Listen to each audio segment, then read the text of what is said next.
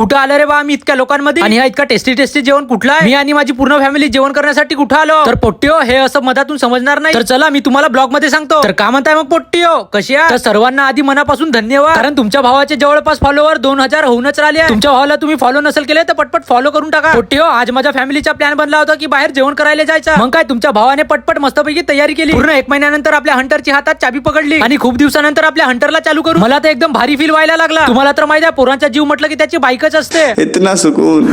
आणि हंटर आपल्या भाऊला देऊन दिली आणि आम्ही तिघे एका बाईकवर झालो. तुम्हाला तर माहितीच आहे, आपल्या दादा आणि वहिनीचा तर विषयच लई भारी आहे. पप्पाने बाईकला एकदम 120 स्पीडने भगवला आणि सरळ पोहोचवला आम्हाला मुल्ला.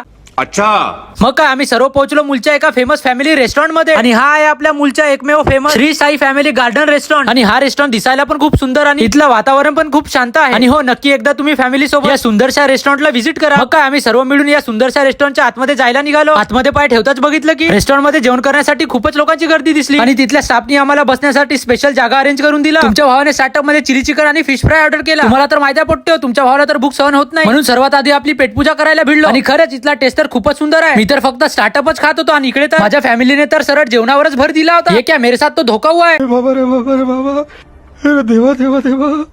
सर्वांनी मस्तपैकी दाबून जेवण करून घेतला, आणि या निंबू आणि गरम पाण्याने फटाफट हात धुवून घेतला. असं स्पेशल हात धुताना वाटलं की पूर्ण मायले लेकरू भारीच काम. अरे कहना क्या चाहते हो? काही नाही आजोबा, तुम्हाला तो डायलॉग नाही समजणार, जाऊ द्या. मस्तपैकी टाईट जेवण झालं आणि बिल वगैरे पे करून घेतला, आणि आता सरळ निघालो होतो आम्ही घरी जाण्यासाठी. घरी जाताना घरच्यांनी इच्छा प्रकट केला की थंडीवाली आईस्क्रीम खाऊ आणि कोल्ड्रिंक पिऊ. आणि पोट्टे, तुम्हाला तर माहिती आहे तुमचा भाऊ कोल्ड्रिंक पिण्यामध्ये तर एक्सपर्टच आहे, आणि यावेळेस तर माझ्या भावाने पण दम नाही घेतला. तर चला मग पोट्टे, हा ब्लॉग इथे संपला. आणि जाताना तुम्ही तुमच्या भावाला फॉलो नसेल केले तर पोट्टे पटपट फॉलो आणि सबस्क्राईब करून जा. चला मग भेटूया आपण नेक्स्ट ब्लॉग मध्ये.